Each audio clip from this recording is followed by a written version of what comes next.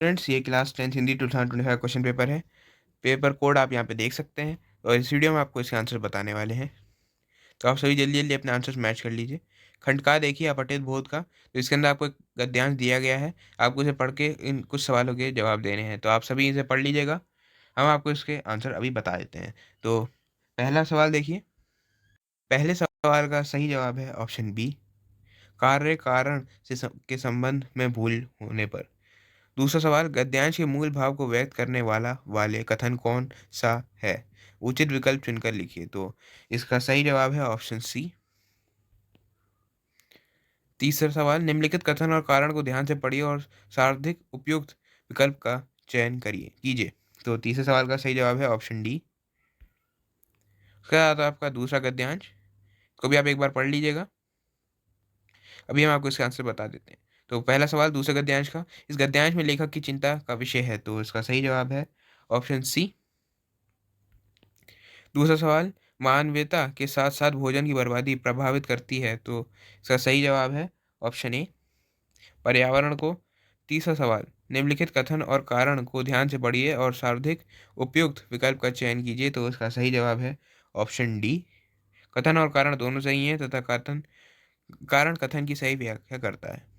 इसके बाद आता है आपका तीसरा सवाल, खंड खा व्यवहारिक व्याकरण का। तो तीसरे सवाल में है, निर्देश अनुसार पदबंध पर आधारित 5 प्रश्नों में से किन्हीं 4 प्रश्नों के उत्तर दीजिए। तो सबसे पहला है, तो इसके अंदर आपको विशेषण पदबंध बताना है। तो इसके अंदर विशेषण पदबंध होगा आपका नीली-पीली झाड़ियाँ, नीली-पीली झाड़ियाँ। खा है देखिए, तो इस वाक्य में आपको संज्ञा पदबंध चुनकर लिखना है। तो संज्ञा पदबंध होगा आपका लाल टोपी वाला एक सिपाही, लाल टोपी वाला एक सिपाही। उसके बाद आया आपका गा, वाक्य में रेखांकित पदबंध का भेद लिखिए। तो इसका सही जवाब होगा क्रिया पदबंध, ठीक है? तीसरे का आंसर होगा क्रिया पदबंध। चौथा है, हम सभी रोते बिलखते स्कूल जाया करते थे। वाक्य में रेखांकित पदबंध का भेद बताते हुए कारण भी स्पष्ट कीजिए। तो घा का सही जवाब है आपका रोते बिलखते। यहाँ पे रोते बिलखते जो है वो आपका क्रिया विशेषण पदबंध हो जाएगा। हो जाएगा आपका क्रिया विशेषण पदबंध।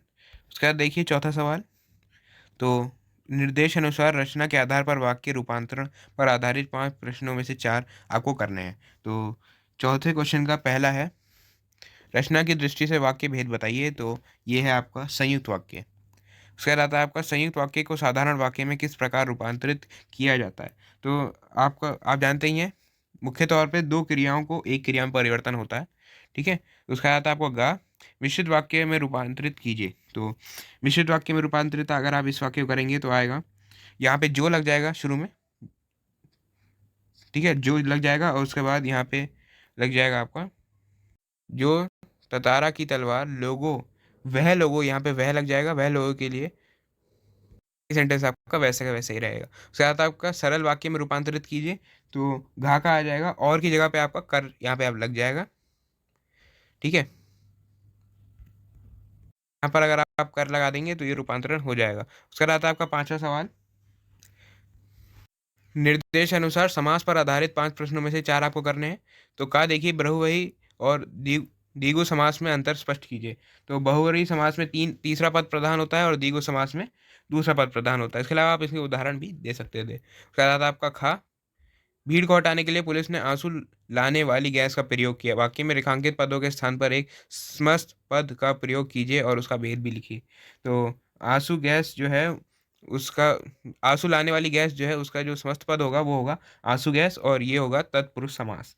इसका बाद आता है आपका गा, कमल के समान नयन का समस्त पद लिखते हुए समास का नाम भी लिखिए। तो इसका जो समस्त पद होगा वो होगा कमल नयन और वो होगा कर्मधारय समास।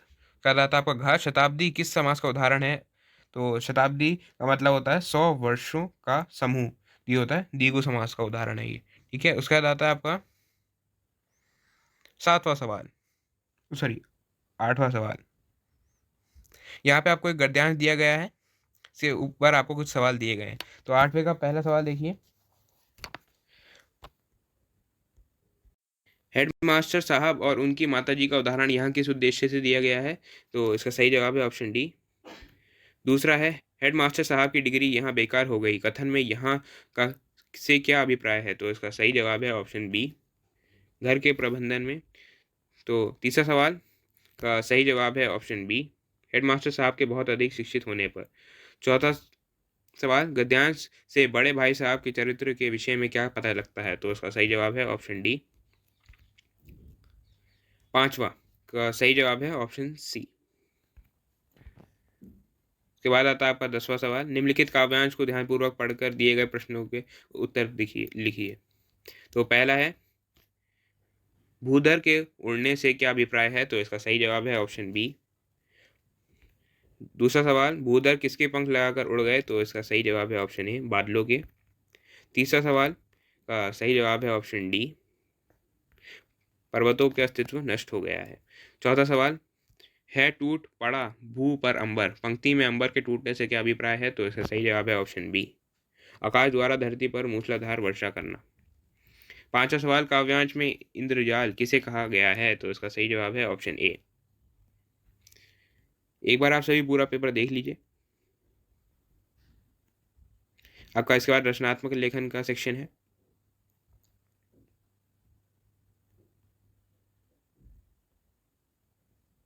तो ये था आपका आज का question paper. Thank you for watching once more.